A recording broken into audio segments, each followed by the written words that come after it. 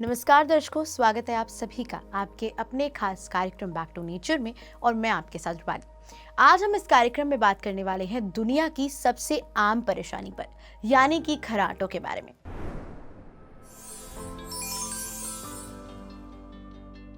आज हम इस टॉपिक पर बात करेंगे और जानेंगे कि आखिर खर्राटे क्या हैं, ये क्यों आते हैं, इसके कॉजेस क्या हैं और इसके सिम्टम्स क्या हैं। इन सभी पर जानकारी देने के लिए हमारे साथ स्टूडियो में मौजूद हैं हेल्थ एक्सपर्ट और नेचुरोपैथ डॉक्टर विनोद कश्यप जी। तो चलिए सर का कार्यक्रम में स्वागत करते हैं। सर, बहुत स्वागत करूंगी कार्यक्रम में। नमस्कार, धन्यवाद। सर, जैसे आज हम खर्राटों के बारे में बात कर रहे हैं, ये सबसे आम परेशानी है। मैं जानना चाहूंगी कि ये कितनी नॉर्मल है। नहीं, खर्राटे की समस्या नॉर्मल नहीं है, ये एबनॉर्मल समस्या है। क्योंकि जिसको खर्राटे आते हैं उसको नहीं पता लगता कि वो क्या है, लेकिन उनके साथ में जो सोते हैं उन्हें पता लगता है कि उनकी नींद डिस्टर्ब होती है खर्राटों से। कुछ खर्राटे तो बहुत कम होते हैं, लेकिन कुछ खर्राटे बहुत ज़्यादा होते हैं। और जब जो ज़्यादा खर्राटे होते हैं वो उनके साथ में सोने वालों को डिस्टर्ब करता है। तो इसलिए खर्राटे छोटी समस्या नहीं है, खर्राटे बहुत बड़ी समस्या है। उसके साथ में और समस्याएं भी होती हैं, उस पर हम आगे चर्चा करते हैं। सर, मैं जानना चाहूंगी जैसे किस कारण की वजह से समस्या होती है, ये क्यों, इसके कॉजेस क्या हैं।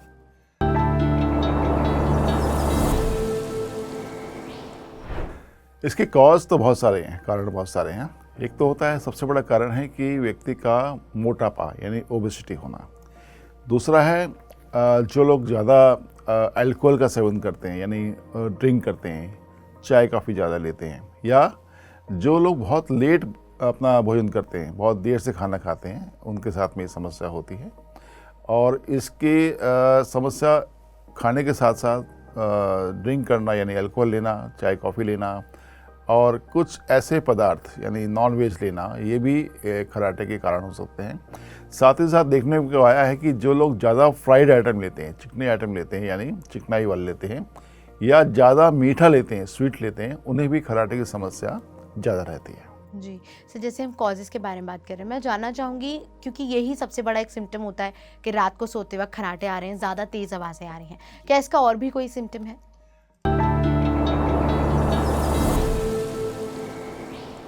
खर्राटे के साथ में एक समस्या और होती है कि कई बार देखा गया है कि खर्राटे के साथ साथ लोगों की सांस रुक जाती है, जिसको बोलते हैं स्लीप एपनिया। यहाँ पे यदि ऐसा होता है तो वो चीज़ खतरनाक है। यानी स्लीप एपनिया होने का मतलब है व्यक्ति को कहीं ना कहीं फ्यूचर या उस समय हार्ट की समस्या होने वाली है, यानी वो हार्ट पेशेंट की तरफ जा रहा है या हो चुका है। तो ऐसे में डॉक्टर को दिखाना ज़रूरी होता है कि ताकि बाकी जो इन्वेस्टिगेशन है उससे संबंधित वो करवा सकें, क्योंकि स्लीप एपनिया ही खतरनाक है। खर्राटे खतरनाक नहीं है, खतरनाक है स्लीप एपनिया, यानी अचानक आपकी सोते हुए सांस को रुक जाना। कभी कभी देखा है आपने कि कई लोग सोते सोते उठ के बैठ जाते हैं, उन्हें लगता है उनकी सांस रुक गई है, या वो कोई भयानक सपना देख रहे हैं कि कोई उनके पीछे भाग रहा है। एक्चुअली वो सपने नहीं होते, एक्चुअली उनकी सांस रुक जाती है, जिसको बोलते हैं स्लीप एपनिया। ये खर्राटे का भी एक सिम्टम होता है जो खतरनाक होता है। जी सर, मैं जानना चाहूँगी कि स्लीप एपनिया की जो हम बात कर रहे हैं, ये कितना ज़्यादा रिस्क इसका फैक्टर हो सकता है। रिस्क फैक्टर बहुत ज़्यादा हो सकता है, क्योंकि सांस का रुक जाना, और ऐसे में कभी भी सडनली सांस रुक जाएगी तो जो ब्लड सप्लाई है, ऑक्सीजन की सप्लाई है, वो ब्रेन और हार्ट को नहीं मिलेगी। तो कभी भी आपको अचानक सोते हुए भी बोलते हैं ना, हार्ट अटैक हो गया या ब्रेन स्ट्रोक हो गया। वो कारण यही है कि पता लगता नहीं कि ऐसा क्यों हुआ, लगता है कि व्यक्ति सोते सोते ही इसकी डेथ हो गई, लेकिन कारण क्या निकला, वो निकला स्लीप एपनिया। यानी समय रहते अगर हम उसको समझ जाएं, उसको अपने डॉक्टर को चेकअप करा लें, तो हम इस चीज़ से बच सकते हैं। इसके लिए बहुत रिसर्च भी चल रही है, और लोगों को ऐसे केसेस में जो बड़े हॉस्पिटल्स हैं वहाँ उसको एडमिट करते हैं, प्रॉपर उनके 1-2 दिन रखते हैं, और पूरा चेकअप उनके स्लीप एपनिया का वहाँ हो जाता है, जिससे पता लगता है वो स्लीप एपनिया केवल नॉर्मल है या एबनॉर्मल है, जिसमें ऑक्सीजन सप्लाई नहीं मिल पा रही ब्रेन और हार्ट को, और वो इसलिए कुछ टेस्ट होते हैं जो कराए जाते हैं। जी बिल्कुल, जिस तरह अगर हमें जब खबर मिलती है कि हार्ट अटैक से किसी की मौत हो गई है, या सोते समय ऐसे जो रीजंस हैं वो देखने को मिलते हैं, उसका कारण स्लीप एपनिया हो सकता है। सर, जैसे हम सोते समय सांस रुक जाने को स्लीप एपनिया कहते हैं, इस बारे में बात कर रहे हैं। मैं जानना चाहूँगी, क्या वो सोते समय ही होता है या पूरे दिन भर में कभी भी हो सकता है। स्लीप एपनिया जो नाम जोड़ा है वो स्लीप एपनिया यानी वो सोते समय ही होता है ना। सांस रुक जाना वो एक अलग कारण है। उसमें तो क्या है कि व्यक्ति कोई गहरी सोच में है या उसका कोई तगड़ा शौक लगा है, या जैसे आपने देखा होगा छोटे बच्चे बहुत ज़्यादा रोते हैं, रोते रोते उनकी सांस रुक जाती है, वो चीज़ अलग है। बट स्लीप एपनिया ये अपने आप में एक बीमारी है और जिसका ट्रीटमेंट भी अवेलेबल है। समय रहते उसको यदि जांच कर ली जाए, पता लग जाए कि क्या है, तो उसका ट्रीटमेंट भी हो जाता है। जी सर, जैसे हम बात कर रहे हैं कि कॉजेज़ के बारे में हम बात की, ज़्यादा फ्राइड फूड लेना या अल्कोहल लेना, इस तरीके के पदार्थों को लेना।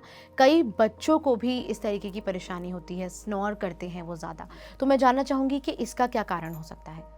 हाँ, बच्चों में जो कारण देखने को मिला है कि उनमें कहीं ना कहीं सिम्टम मिलेंगे कि उनको जुकाम रहता होगा, कि जुकाम रहता है या खांसी रहती है या उनको निमोनिया रहता है। उसके कारण भी उनको खर्राटे आते हैं, क्योंकि जो नाक जो यहाँ से नाक से सांस लेते हैं हम, वो रास्ते ब्लॉक हो जाते हैं, तो उसके वजह से भी बच्चों को खर्राटे के कारण बन जाता है। जी सर, जैसे हम स्लीप एपनी के बारे में बात कर रहे हैं और स्नोरिंग के बारे में बात कर रहे हैं। स्नोरिंग थोड़ी आम चीज़ हो जाती है, लेकिन स्लीप एपनिया के बारे में अगर हम जानना चाहें तो उसका नेचुरल ट्रीटमेंट क्या है? देखिए, स्लीप एपनिया में सबसे पहले तो डायग्नोस करना पड़ेगा कि जिसको ये दिक्कत है, यानी आपको पता है कि आपकी अचानक सोते हुए सांस रुक जाती है, उठ कर बैठना पड़ता है, या आपके साथ में जो सो रहा है या सो रही है वो देखते कि आप खर्राटे लेते हैं, खर्राटे लेते आपके खर्राटे की सांस कुछ देर बंद हो जाती है, यानी वो आपको ऑब्जर्व कर रहा है कि यानी आपकी सांस रुक जाती है। तो उस केस में आपको कुछ डायग्नोसिस कराना चाहिए, डॉक्टर को दिखाना चाहिए, जिसमें ईसीजी वगैरह करते हैं, ताकि उससे पता लगे कि आपकी हार्ट की रिदम कैसी है।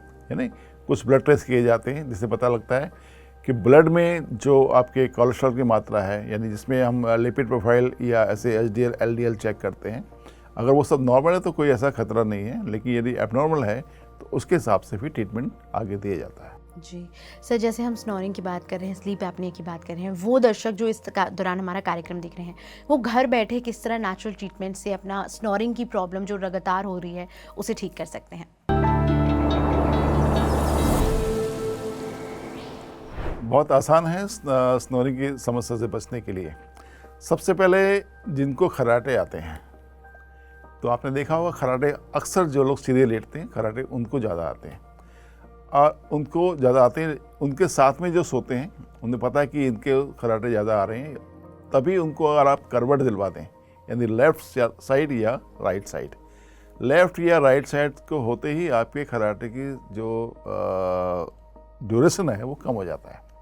क्योंकि सीधे लेटने में क्या है, हमारी टंग जो है वो पीछे की तरफ लटक जाती है। जब हम सांस लेते हैं, यानी मुंह से सांस जब वापस आती है खर्राटे, तो वो उसको हिलाते हुए, यानी टंग्स को और हमारे जो अंदर मसल्स हैं उसको उससे टकराते हुए आती है, तो वो खर्राटे आते हैं। जैसे ही हम करवट लेते हैं तो वो उसका जो पोजीशन है वो ठीक हो जाता है और खर्राटे कभी कभी बंद हो जाते हैं। तो इस केस में क्या है, पहला तो ये कि उनको हम करवट से लेटाएं जिनको खर्राटे आते हैं। इवन बच्चे भी अगर खर्राटे लेते हैं तो उन्हें भी आप सोते समय करवट दे दें एक साइड में, लेफ़्ट या राइट में, तो आप देखेंगे उनके खर्राटे आने रुक जाते हैं। दूसरा, इसमें जो हम प्रयोग करते हैं उसमें है एक तो हल्दी, यानी हल्दी, तुलसी, और इसमें डाल सकते हैं आप थोड़ा सा जीरा। ये जब हम इसको बॉईल करके एक काढ़ा बना लें, इसका बना के उसको जो जिसको खर्राटे आते हैं दिन में 2 बार लेना शुरू करेंगे तो उनके खर्राटे में कमी आएगी। तीसरा, ऐसे केस में देखा गया है कि जिनको खर्राटे आते हैं तो वहाँ पे हम लोग गाय का देसी घी उसको हल्का सा गुनगुना करके आपके नाक में 2-3 बूंद ड्रॉप्स टपकाते हैं, ताकि आपका जो नेज़ल वे है वो साफ वे है खुल जाए। लेकिन सर्दी के समय में घी जम जाता है, इसलिए सर्दियों में हमें सरसों के तेल का यूज़ करना पड़ता है। सरसों का तेल वो भी कच्चे घानी का, यानी प्योर होना चाहिए। आप कोशिश करें कि जो भी ऐसी चीज़ें जो आपको नाक में डालनी है वो प्योर होनी चाहिए, क्योंकि अगर वो उसमें कुछ मिलावट होगी तो एक चीज़ ठीक होने के बजाय दूसरी चीज़ पैदा हो जाएगी। तीसरी बात, इसमें हमने देखा कुछ नेक एक्सरसाइज, क्योंकि खर्राटे का मतलब है कि आपकी जो नेक की जो गर्दन का मांस है वो बढ़ जाता है और उसमें ढीलापन आ जाता है, लूज हो जाता है, यानी मसल्स लूज हो जाती हैं। मसल्स को टाइट करने के लिए हमें नेक एक्सरसाइज करनी पड़ती है, जिसमें गर्दन को सांस लेते हुए पीछे की तरफ ले जाना, सांस छोड़ते हुए वापस आना। ऐसा 5 बार करना पड़ता है। सांस भरेंगे, सांस लेते हुए पीछे जाएंगे और सांस छोड़ते हुए धीरे धीरे वापस आएंगे। यदि आपको सर्वाइकल नहीं है तो गर्दन को आप नीचे तक लेके जाएंगे और सांस भरते हुए वापस ऊपर धीरे धीरे, और सांस छोड़ते हुए धीरे धीरे वापस नीचे की ओर। ये क्रिया 5 टाइम करनी है। इसी प्रकार से लेफ्ट टू राइट, यानी लेफ्ट जाएंगे सांस लेते हुए पूरा, और सांस छोड़ते हुए वापस आएंगे। और ऐसे ही राइट साइड में सांस लेते हुए राइट और सांस छोड़ते हुए ये। और लास्ट में जो तीसरी क्रिया है वो नेक को रोटेट करेंगे आप, लेफ्ट टू राइट और राइट टू लेफ्ट। ऐसे बहुत स्लो स्लो करना है आपको। सांस भरते हुए जाएंगे लेफ्ट टू राइट, सांस छोड़ते हुए राइट टू लेफ्ट। ऐसा जब करेंगे 5 बार तो उससे आपकी जो नेक है, ये गर्दन, आपकी जो मसल्स हैं वो अपनी उसकी स्ट्रेंथ बढ़ती जाएगी और कराटे में आपको आराम आएगा। इसमें एक क्रिया और होती है जिसमें क्या करते हैं हम लोग, जिसको बोलते हैं हम लोग खेचरी मुद्रा। श्वास भरना और रोकना और जीभ को तालू पे लगाना, ये खेचरी मुद्रा होती है। और एक होता है इसके अंदर जिसको बोलते हैं जलंधर बंद। सांस भरना पूरा और अपनी जो आपकी ये थोड़ी है इसको आपको अपने नीचे लगाना कस के, सांस भरना, रोकना और यहाँ लगाना। एक ये क्रिया होती है। एक होता है इसमें उज्जाई प्राणायाम। उज्जाई प्राणायाम जिनको कराटे आते हैं उनके लिए बहुत लाभदायक है। इसमें आपको श्वास भरते हुए अंदर की ओर सांस लेनी है और ऐसे बोलते उच्चारण करते हो अंदर की तरफ सांस लेनी है। तो इससे आपकी जो मसल्स है, अंदर के जो थ्रोट मसल्स हैं, वो उसको स्ट्रेंथ मिलती है और आपकी खराटे आने भी ठीक हो जाते हैं। इसको बोलते हैं उज्जाई प्राणायाम। इसको भी करें। और एक सबसे महत्वपूर्ण है वो है सिंहासन। यानी सिंहासन आप देखेंगे कि जो भी आप यूट्यूब पे चैनल पे आपको मिल जाएंगे, योग में एक सिंहासन बोलते हैं। इसमें सिंह मुद्रा में बैठना, श्वास भरना और पूरी जोर लगा के इस प्रकार से सांस को पूरी बाहर निकालना, आवाज़ को पूरी बाहर निकालना। ऐसा 5 बार करेंगे तो आपकी पूरी नेक मसल्स में स्ट्रेंथ आएगी और खराटे से आपको बहुत लाभ मिलेगा। ये कुछ प्रकार हैं, ये आप इसमें कर सकते हैं। बिल्कुल सर, आपने नेचुरल ट्रीटमेंट के साथ साथ योगा के आसन भी बताए। मैं जानना चाहूँगी कि खान पान में क्या बदलाव लाया जाए, लोग या फिर जिनको स्नोरिंग की प्रॉब्लम है वो किस तरह अपना खान पान कर सकते हैं? खान पान का बहुत बड़ा रोल है इसके अंदर, क्योंकि हाँ, मैंने देखा कि हम अपने प्रयोग में जब पेशेंट पे यूज़ करते हैं तो सबसे बड़ा रोल है केवल आपके डाइट का। देखिए, जिनको भी खराटे की समस्या है उनके लिए रात्रि भोजन यानी डिनर जो है उनको छोड़ देना चाहिए। डिनर छोड़ते ही आप देखेंगे आपके समस्या 50% तो वैसे ही कम हो जाएगी, है ना। दूसरा, जो लोग फ्राइड आइटम ज़्यादा लेते हैं, तला हुआ ज़्यादा खाते हैं, या जिनको मीठे का बहुत शौक है, मीठा मतलब जो आइटम रिफाइंड शुगर से बनते हैं यानी चीनी से बनते हैं, उनको छोड़ना चाहिए आपको, ठीक है। चाय कॉफ़ी को बंद करना चाहिए।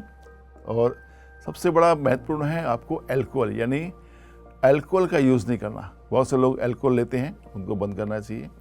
तो ये जब खान पान में इसको सुधार करेंगे तो आप देखेंगे कि आपका यानी विद इन ए वीक 50% आपको रिलीफ मिल जाएगा। साथ में अपने भोजन में आप जितना हो सके फ्रूट्स है, सलाद है, इनकी मात्रा बढ़ाइए और कुछ ना कुछ व्यायाम यानी फिजिकल एक्सरसाइज साथ में आपको जोड़ना चाहिए। तभी देखें, जिसमें सूर्य नमस्कार सबसे बेस्ट है। मैं ऐसा मानता हूँ कि यदि कोई व्यक्ति जिनको खराटे की समस्या रहती है, यदि वो 1 हफ्ता लगातार सूर्य नमस्कार कर ले सही विधि से, क्योंकि इसकी जो विधि है, एक तो है कंटिन्यूस करना, एक है प्रॉपर ब्रीदिंग के साथ में सांस कहाँ लेनी है और कहाँ छोड़नी है। इतना ही अगर यदि आप करने लग जाएं सूर्य नमस्कार, तो आप देखेंगे विद इन ए वीक आपको 70% आपकी जो समस्या है खराटे लेने की वो ठीक हो सकती है। जी सर, जैसे हमने बात की कि खान पान में क्या कुछ ध्यान देना है, मैं जानना चाहूँगी, आपने पॉइंट रखा कि कॉफ़ी चाय को बिल्कुल तरीके से छोड़ना है, तो ये किस तरीके से हानिकारक है? क्योंकि लोग आम रोज़मर्रा की ज़िंदगी में काफ़ी कप कॉफ़ी और चाय के ले लेते हैं, तो ये किस तरह स्नोरिंग की प्रॉब्लम में नुकसानदायक है? देखिए, चाय कॉफ़ी में सबसे पहले पड़ती है शुगर हटा दें सबसे पहले। और दूसरा उसमें जो कैफ़ीन है, कैफ़ीन के रूप में आपको चाय यानी टी और कॉफ़ी दोनों में कैफ़ीन है। कैफ़ीन हमारे नर्वस सिस्टम को डिस्टर्ब करती है और जब हम सोते हैं तो कहीं ना कहीं हमारी नींद भी डिस्टर्ब होती है और जो प्रॉपर जो एयरवेज है वो ब्लॉक होते हैं। जैसे ही आपके एयरवेज ब्लॉक होंगे तो आपको खर्राटे आने शुरू हो जाएंगे। इसलिए चाय कॉफ़ी सबसे खतरनाक है, इन्हें खर्राटे आते हैं। और लगता है कि हम चाय कॉफ़ी नहीं छोड़ सकते तो उसका जो अल्टरनेटिव है उसका यूज़ कीजिए, है ना। बहुत सारे अल्टरनेटिव है। आप ग्रीन टी ले सकते हैं, फ्रेश ग्रीन टी ले सकते हैं, जैसे जिंजर टी, यानी आपको अदरक को पानी में उबालना है, केवल उसमें 1-2 लौंग डालनी है, उसको आप लेके देखिए। तो जैसे ही आप ये लेंगे आपके जो एयरवेज है यानी थ्रोट में जहाँ भी कहीं ब्लॉकेज है वो ठीक हो जाएगी। दूसरा क्या है, हमारे नेज़ल में पॉलिप्स हो जाते हैं, वो भी एक बड़ा कारण होता है इसका खर्राटे का। लेकिन चाय कॉफ़ी के साथ में वो बढ़ते हैं, हमेशा बढ़ते हैं।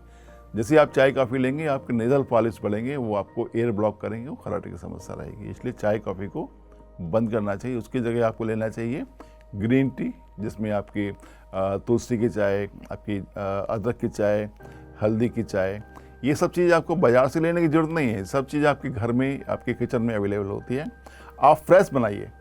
फ्रेश बनाने में क्या है कि आपको खुद लगेगा कि मैं जो ले रहा हूँ या ले रही हूँ बहुत शुद्ध है, यानी आपके लिए बेटर रहेगा।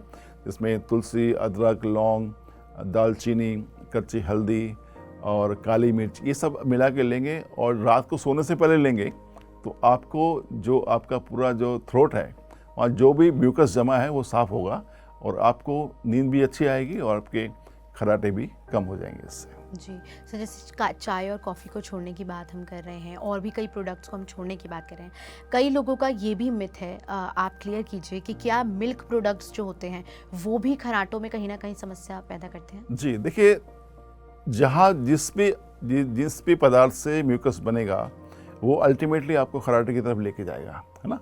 तो इसलिए म्यूकस क्यों बनता है कि जब भी हम ऐसे आइटम लेते हैं जिसमें फैट यानी चिकनाई है और या स्वीट यानी मीठा है, मीठा में यानी रिफाइंड शुगर, तो इसमें क्या है, आपको यदि दूध में चिकनाई बहुत होती है और बहुत से लोग रात में सोने से पहले दूध पीते हैं, कई लोग उसमें हल्दी भी डालते हैं, लेकिन दूध नहीं लेना चाहिए, ख़ासतौर पर रात को तो नहीं लेना चाहिए, मेरा ऐसा मानना है। क्योंकि जिनको भी हमने प्रयोग कराया, रात को दूध बंद कराया, उनको भी खर्राटे से काफ़ी आराम मिला है। यदि दूध के आप शौकीन हैं तो दूध आप सुबह ले सकते हैं, रात को दूध आपको नहीं लेना चाहिए। दूध बंद करने से भी आप देखेंगे काफ़ी आपको इससे आराम मिलेगा। जी, सो जैसे हमने खान पान की बात की और नेचुरल रेमेडीज़ की बात की, मैं जानना चाहूँगी कई लोगों को लगता है कि क्योंकि ये जुकाम की वजह से ज़्यादातर होता है, तो क्या भाप लेने से या फिर इस तरीके की ट्रीटमेंट करने से भी आराम मिल सकता है? जी, इसका बहुत अच्छा बताया आपने। स्टीम का बहुत बड़ा रोल है। भाप लेने के लिए क्या करना है आपको, जैसे मैंने बताया ना, पीने के लिए यानी कच्ची हल्दी, आपका तुलसी का पत्ता, अजवाइन, इन सभी को यदि आप बॉईल करेंगे, बॉईल करके उसका स्टीम लेंगे तो जितने भी ब्लॉकेज हैं आपके थ्रोट में या नोज़ में, जो भी हमारे एयरवेज है वो क्लियर हो जाते हैं। वहाँ जो भी म्यूकस जमा है वो साफ़ हो जाता है और आप देखेंगे कुछ समय बाद वो आपको खर्राटे में बहुत आराम मिलता है। इसमें एक काम और कर सकते हैं, कच्ची हल्दी, तुलसी और अजवाइन, इसको बॉईल करके जो पानी से आप भाप लेंगे उसमें से कुछ पानी निकाल लीजिए अलग से और एक ड्रॉपर ले लीजिए। उस ड्रॉपर से अपनी नाक में लगभग 8-10 बूंद दोनों नाक में डालिए। तो जो भी ब्लॉकेज है अंदर नेज़ल में, नेज़ल से एयर यानी जो आप सांस लेते हैं, श्वास नली और में जो ब्लॉकेज है वो आपकी साफ़ हो जाएगी। तो अल्टीमेटली आप देखेंगे आपकी जो खर्राटे की समस्या है वो इस केवल छोटे से प्रयोग से ठीक हो सकती है। सर, जैसे मैं जानना चाहूँगी कि जो भी व्यक्ति हमारा कार्यक्रम देख रहे हैं वो लाइफस्टाइल में क्या कुछ बदलाव लाएं जिससे उन्हें ये समस्या ना ही हो? देखिए, सबसे पहले बड़ी समस्या जो है वो, क्योंकि खर्राटे की समस्या ज़्यादा मिलती है पुरुषों में यानी मेल्स में। कारण उसका बहुत सारा है, क्योंकि मेल्स का जो लाइफस्टाइल है महिलाओं की तुलना में ज़्यादा हेक्टिक होता है और ओबेसिटी बहुत बड़ा कारण, यानी मोटापा एक बहुत बड़ा कारण है। तो हमको ये सब चीज़ों को ध्यान में रखते हुए अपना लाइफस्टाइल को ठीक करना है। तो ठीक करने के लिए, क्योंकि लोगों की जो आदत है आजकल देखा गया है वो रात को लेट सोना और लेट उठना, सबसे पहले इस आदत को सुधारेंगे, समय से सोएंगे। आपको लगता है कि आप 11 बजे सोते हैं या 11:30 12 बजे सोते हैं, आप उसमें से कोशिश करें धीरे धीरे आधा घंटा पहले सोना शुरू करें, ऐसी आदत बनाएं। और सुबह आपको लगता है कि आप 8 बजे सो के उठते हैं या 7 बजे सो के उठते हैं, तो उसमें से भी और आधा घंटा आप बचाएं, यानी आप 7 के बजाय 6:30 बजे उठना शुरू करें। अब वो जो आधा घंटा मिला है आपको, वो आधा घंटा आपने अपने फिजिकल एक्सरसाइज पे लगाना है। आप वॉकिंग कर सकते हैं, आप योग कर सकते हैं, आप जिम ज्वाइन कर सकते हैं। और सबसे जो अच्छा बताया मैंने आपको वो है सूर्य नमस्कार। किसी अच्छे योग एक्सपर्ट की देखरेख में एक बार उसको सीख लीजिए, घर पे अभ्यास कीजिए। द बेस्ट एक्सरसाइज मानता हूँ मैं सूर्य नमस्कार को। जो लोग नियमित रूप से सूर्य नमस्कार करते हैं वो कभी बीमार भी नहीं पड़ते, क्योंकि सूर्य नमस्कार सब आसनों का राजा है। आप जितने भी आसन करते हैं केवल सूर्य नमस्कार अकेले कर लेंगे तो आपको पूरा लाभ मिलेगा। इसलिए अपने लाइफस्टाइल को ठीक करना ज़रूरी है। सुबह की वॉकिंग हो, योग हो या जिम हो या जो भी है, एटलीस्ट आधा घंटा, मैं कम से कम आधा घंटा मांगता हूँ कि आप 24 घंटे में से आधा घंटा निकालिए। वैसे तो 1 घंटा देना चाहिए अपने शरीर को हमें, लेकिन समय नहीं है तो कम से कम आधा घंटा आपको ज़रूर देना चाहिए। और रात को सोने से पहले, क्योंकि आजकल का जो हैक्टिक शेड्यूल है लोगों का, वो क्या है कि खाना खाया, बिस्तर पे टीवी देखा है, मोबाइल देखा, वहीं सो जाते हैं। तो इसलिए रात को सोने से पहले आपको एटलीस्ट 15 से 20 मिनट आपको टहलना ज़रूर चाहिए। क्योंकि दिन में खा के, ऐसा बोला गया है, ऐसा कहते हैं कि दिन में खा के सो जाएं और रात को खा के टहलें। जब इसको भी अपनाएंगे तो आप देखेंगे आपकी और भी समस्याएं, केवल खर्राटे नहीं, और भी समस्याओं में आपको लाभ मिलेगा, फ़ायदा मिलेगा। जी सर, जैसे आपने योगा के बारे में और लाइफस्टाइल में क्या कुछ चेंज लाना है उसके बारे में बताया, मैं जानना चाहूँगी क्या स्नोरिंग की प्रॉब्लम में, इस परेशानी में मेडिटेशन का रोल है? जी बिल्कुल रोल है मेडिटेशन का, बहुत बड़ा रोल है मेडिटेशन का। क्योंकि मेडिटेशन को ऐसा बोला गया कि सुबह उठकर करना चाहिए, लेकिन ऐसा नहीं है। मेडिटेशन आप कभी भी कर सकते हैं, कहीं भी कर सकते हैं, यदि आपके पास समय है तो। सबसे बेस्ट समय तो सुबह का माना गया है, ब्रह्म मुहूर्त का माना गया है। लेकिन ब्रह्म मुहूर्त में आप यानी नहीं कर पाते तो सोने से पहले आपको ये ध्यान करना चाहिए, मेडिटेशन करना चाहिए। तो आप उससे क्या होगा, आपका जो टोटल नर्वस सिस्टम है वो बिल्कुल काम यानी ठंडा हो जाएगा, कूल हो जाएगा, और आपको नींद भी अच्छी आएगी, और आपकी जो जितने भी श्वास की समस्याएं हैं वो भी ठीक होंगी, खर्राटे भी आपके कम हो जाएंगे, और लंबे समय तक करने से ये समस्याएं भी ठीक हो जाएंगी। यदि जो हमने बताया है उसको फॉलो करें, साथ में मेडिटेशन उसमें और जोड़ दें। मेडिटेशन जोड़ते ही आप देखेंगे कि आपको सोने पे सुहागा यानी और जो डबल फ़ायदा आपका होगा। यानी आप अगर महीने में ठीक होने वाले हैं तो आपको 15 दिन में ठीक होना शुरू हो जाएंगे। इसलिए जो कुछ बताया गया है उपाय आपको, साथ में उसमें ध्यान को और जोड़ दीजिए तो आपको बहुत लाभ मिलेगा।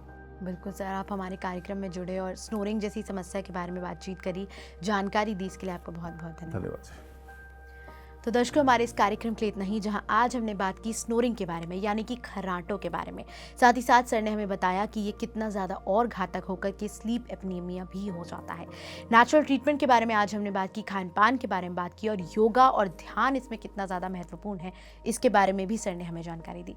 उम्मीद है आपको इस कार्यक्रम से जानकारी मिली होगी। कार्यक्रम के साथ बने रहिए और बैक टू नेचर के लिए इतना ही। साथ ही दर्शकों, अगर आप हमारा ये कार्यक्रम टीवी पर देख रही हैं तो हमारे यूट्यूब चैनल को ज़रूर सब्सक्राइब करें, और अगर यूट्यूब पर देख रहे हैं तो हमारे बाकी सोशल मीडिया प्लेटफॉर्म्स को भी जरूर फॉलो करें। नमस्कार। PMC हिंदी बदले जीवन।